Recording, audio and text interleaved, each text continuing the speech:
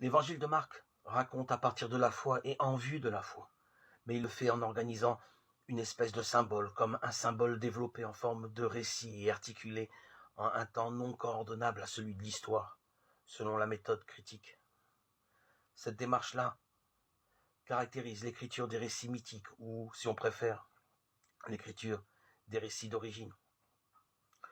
Je ne dis pas que l'évangile de Marc est un mythe, je dis que son écriture narrative met en œuvre une fonction enseignante, qui est celle des mythes dans les sociétés traditionnelles. Depuis les controverses développées à l'égard du monde païen au IIe siècle de notre ère, nous avons la détestable habitude de penser que parler de mythes à propos des évangiles équivaut automatiquement à ranger Jésus parmi les personnages fabuleux des mythologies. Ce réflexe a encore été renforcé par l'avènement des sciences historiques et la fameuse règle de Léopold Ranke. On a en fait pris l'habitude de considérer qu'un récit était vrai, dès lors qu'il établissait une correspondance exacte entre quelque chose qui s'est réellement passé et l'énoncé du texte.